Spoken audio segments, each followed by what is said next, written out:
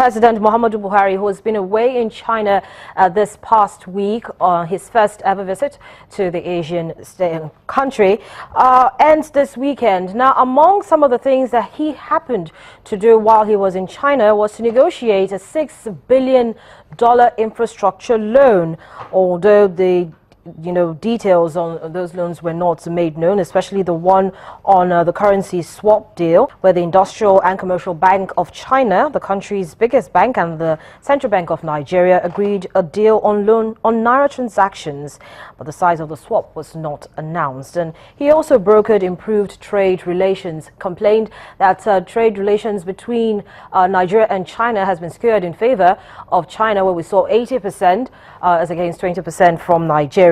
He also toured a major free trade sites in the country. But apart from this visit, the issue, of course, is not to be romantic with China, with the endless presidential visits, but to be strategic with China. So how beneficial will this visit be to Nigerian businesses as well? Joining me now to talk about this is the Director, Corporate Services of Nigeria-China Business Council, Mr. Clement Nokwamchuku. Good morning to you. Thank you for coming on the program. Yeah, good morning. So, talk to us about this visit and how strategic it will be for Nigerian businesses, especially seeing that bilateral trade has risen between both countries like astronomically.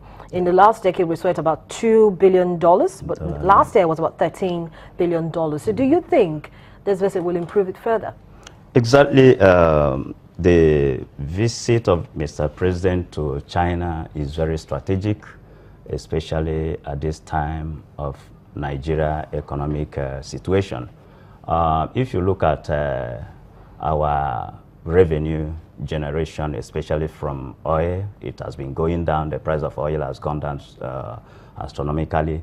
And again, our other sources of revenue, like exports, there is no much coming from export of agri products. So the president going to China is very strategic. It's also to open the window of opportunities for Nigerian businesses, and also to tell Chinese, look, we are ready for business. But then a lot of times there's been issues about having Nigeria being a dumping ground for most Chinese products. So do you think this will reduce the amount of Chinese products that we have coming into the country and seeing more Nigerian products being exported? In fact, I'm seeing a situation because for us in Nigeria-China Business Council, we have been educating our members. We have been highlighting the issues of low quality products, substandard products. We have been hammering on that, and it is on this basis that we called for interactive session in 2013 in Lagos. We had an interactive session where we had a discussion with our Chinese counterpart. We have a discussion with Nigerian businessmen, because we discovered that there was this rumor, it was not confirmed, that Nigerian businessmen are responsible for the fake products that comes into the country.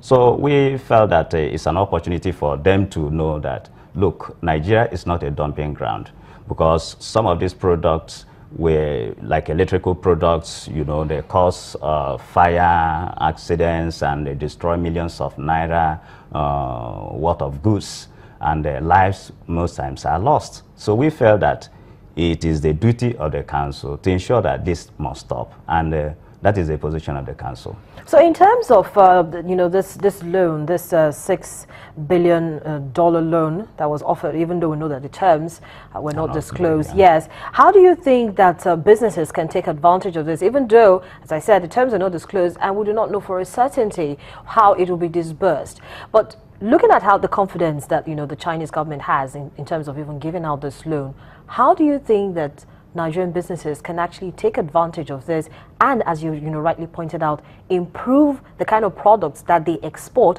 and so that it doesn't seem as if it's the Nigerian products that are not up to standard, which is why they can't be exported? So in terms of what I'm actually trying to say now is in terms of manufacturing.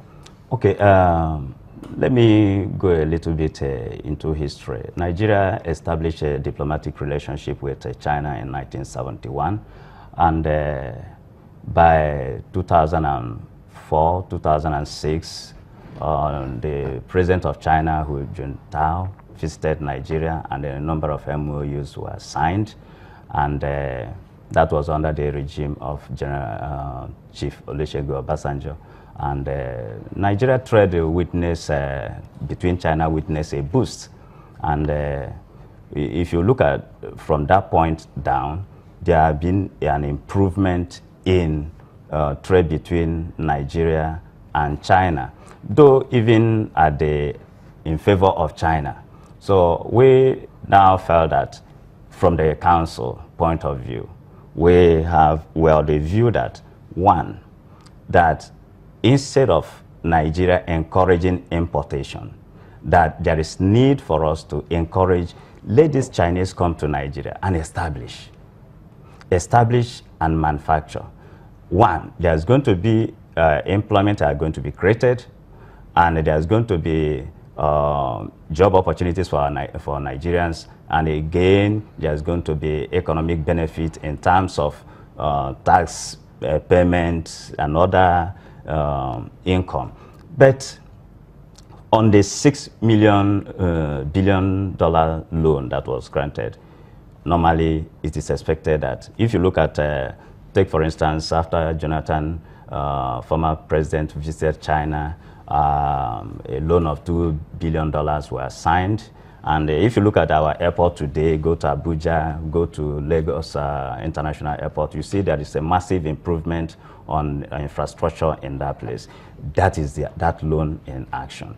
We are also looking at that this loan the president has signed for. I believe that transportation is going to be one of the areas that will benefit from this loan.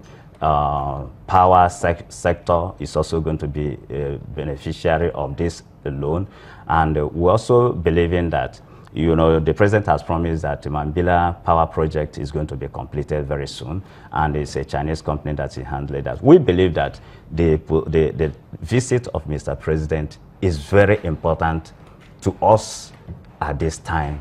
And for Nigerians, it's an opportunity for them to leverage. The president has gone there to open the door. It's just for Nigerian business. Okay, so talk to us a little bit about this Nigeria-China trade policies. Do you think that it needs to be revisited again to make it more more favorable for Nigerian businesses, as well as the Chinese counterparts who will be wanting to do business here in Nigeria?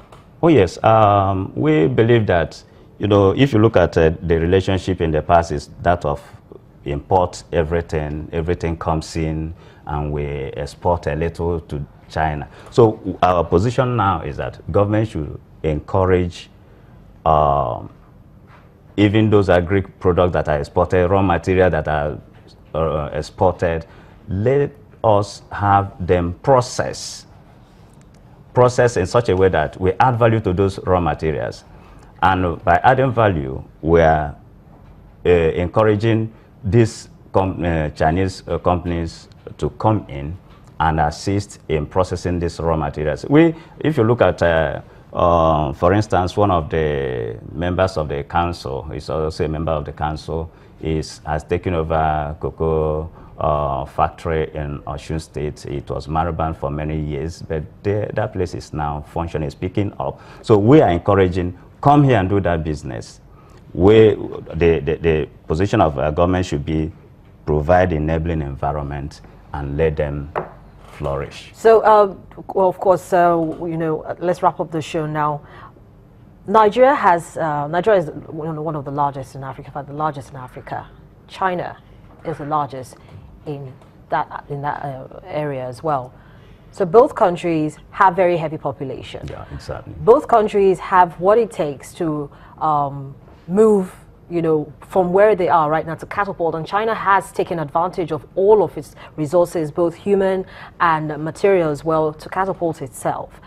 Can Nigeria, based on this visit now, capitalize on the information or the knowledge that has been learned and that will be shared over the next coming years to catapult itself from where it is right now? Yeah, if you look at Chinese has the expertise in terms of population. We share this almost the same in Africa. Nigeria is the largest in Asia. And China is also the largest in Asia. So looking at the two countries, we believe that they have a lot to benefit from each other, especially in terms of labor, in terms of expertise. The Chinese, they have the expertise, they have the technology, and this is where Nigeria will leverage on the Mr. President visit to be able to catch up with China. But we in the council, we encourage technology transfer, we encourage skill acquisition, and that was why about 2 years ago the council tried to organize.